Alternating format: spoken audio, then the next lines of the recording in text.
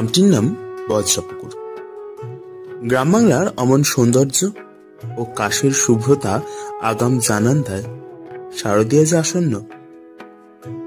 ওই যে দেখছেন ভদ্রলোকটিকে, তিনি হলেন এই গ্রামেরই বাসিন্দা মুকুন্দরাম মুখুজ্জে। পেশা একজন কৃষক। বামুন হলেও পুজো পাঠ ওনার নাকি কম্য নয়। আর ওই যে দেখছেন বাড়ি থেকে বেরিয়ে আসছে, তার নাম উমা, মুকুন্দরাম মুখুজ্জের একমাত্র মেয়ে। বর্তমানে স্নাতকোত্তর ডিগ্রি অর্জন করে অধ্যাপিকা হওয়াই তার জীবনের মূল লক্ষ্য। মুকুন্দরাম বাবু তার স্বল্প রোজগার থেকে সংসার চালান এবং মেয়েকে সরকারি কলেজের প্রফেসর ডক্টর উমা মুখার্জি করে তোলার স্বপ্ন নিয়ে লড়াই করছে সেও। আসুন দেখে নিন এই উমার জীবনের লড়াই কাহিনীকে।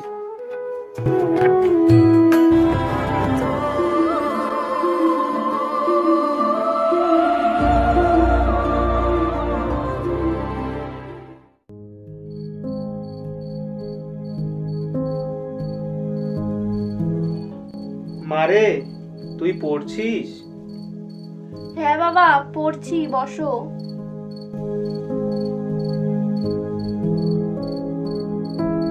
মারে, তুই যে আমাকে বলেছিলি কলেজে যেতে তোর নতুন পোশাক লাগবে, দেখ তো মা, আমি কিছু টাকা জোগাড় করেছি, এতে কি হবে?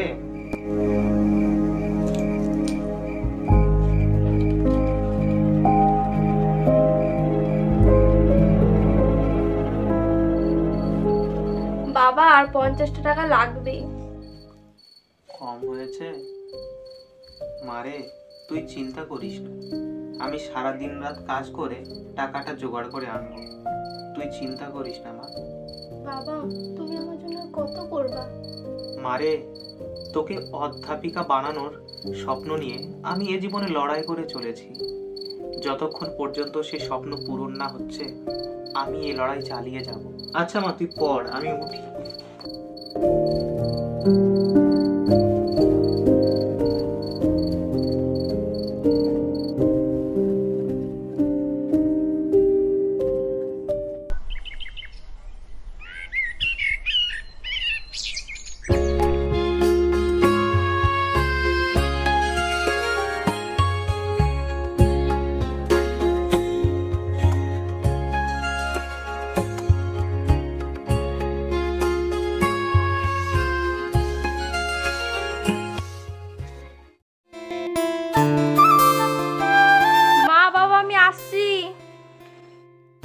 আচ্ছা মা, আয়, সাবধানে ফিরিস। দুর্গা দুর্গা।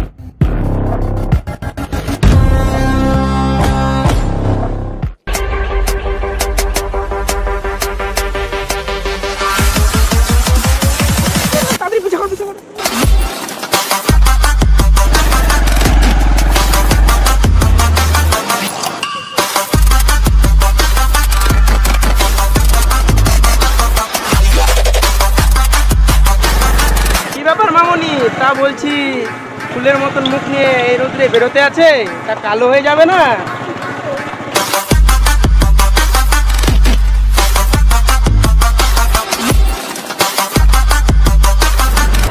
ও মামুনি, এত দেমাক কিসের? হ্যাঁ শোনো না, বলছি তোমাকে আমার বেশ লেগেছে, হবে নাকি কটা দ্বিতীয় পক্ষের রানী? ও মামুনি, শোনো না। যা চলে গেল রে।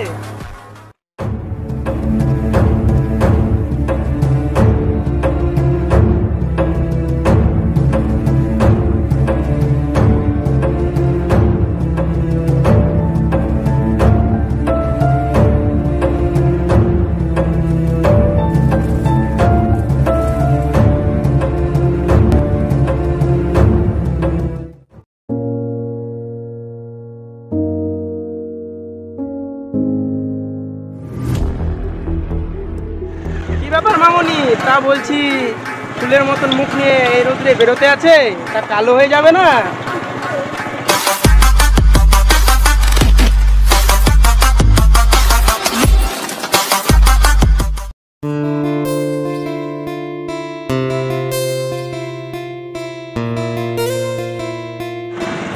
ও মামুনি, এত দেমাক কিসের? হ্যাঁ, শোনো না, বলছি তোমাকে আমার বেশ লেগেছে।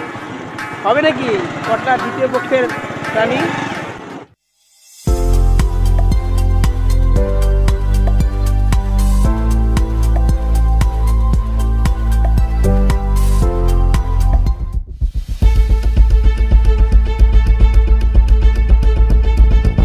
ও মামুনি, শোনো না। যা চলে গেল রে।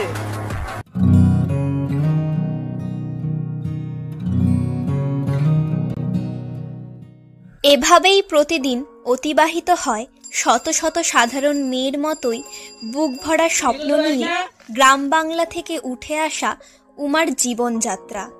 মধ্যবিত্তের পরিবারে ওই বুক ভরা স্বপ্ন নিয়ে রোজ সকালে এক কাপ চা আর একটি বিস্কুট খেয়ে শুরু হয় এই উমার লড়াইয়ের কাহিনী। কি জানি পারিপার্শ্বিক নোংরা এই পরিবেশ কি এই উমাকে সম্মান জানাতে পারে? আসলে এ পরিবেশ উমার নয়, তবুও সে যে মধ্যবিত্ত মানসিকতার শিকার। কষ্ট করেই বড় হয়েছে, ওর কষ্টের মূল্য কেই বা দেবে?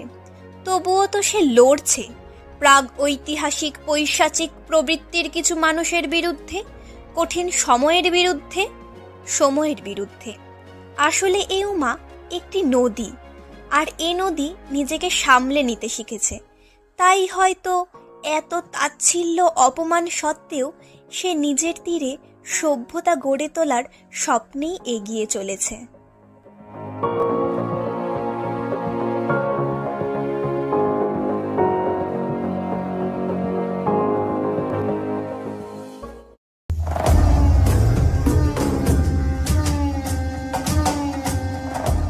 বস বস, মায়াটা কিন্তু হেভি ছিল। হ্যাঁ বস, একদম তোমার দ্বিতীয় রানী হওয়ার যোগ্য। হ্যাঁ, তোরা ঠিকই বলেছিস। আমিও তো এরকম একটা মেয়ে খুঁজছিলাম তোদের বৌদি বানানোর জন্য। কটলা দ্বিতীয় পক্ষের রানীর এতটুকু দেমাক তো লাগবেই। হ্যাঁ বস, এটা তুমি ঠিক কইছো।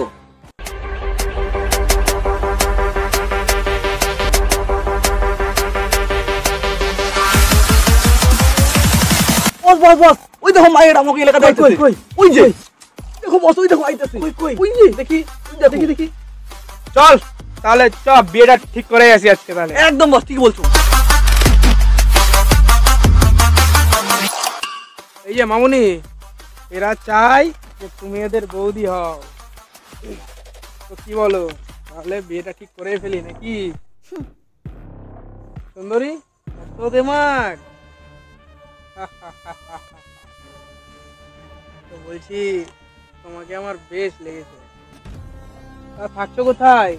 ঠিকানাটা তো দিয়ে যাও, মাঝে মাঝে শ্বশুর বাড়ি গিয়ে দেখা করে আসবো। এত তাড়া কিসে? হ্যাঁ, বললাম না তোমাকে আমার পছন্দ হয়েছে, বিয়ে করব, যৌতুক লাগবে না। শ্বশুরমশাইকে বলো তোমাকে আমি বিয়ে করতে চাই।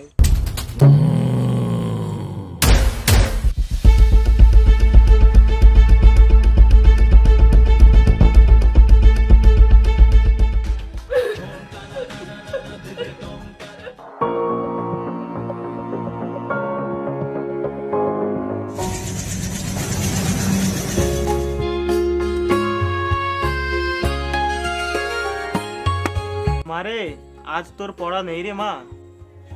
আছে বাবা, এই তো এক্ষুনি বেরোবো। জানো বাবা, আমি বৃত্তি পেয়েছি। পিএইচডি করার জন্য আমাকে প্রতি মাসে টাকা দিবে। তোমাকে আর অত কষ্ট করতে হবে না। তাই? তুই আমার গব্ব রে মা, তুই আমার গব্ব। এই পাড়াগাঁয়ে থেকে আমার মেয়ে উমা কিনা অধ্যাপিকা হবে, এ আমার কত দিনের স্বপ্ন রে মা, এ আমার কত দিনের স্বপ্ন।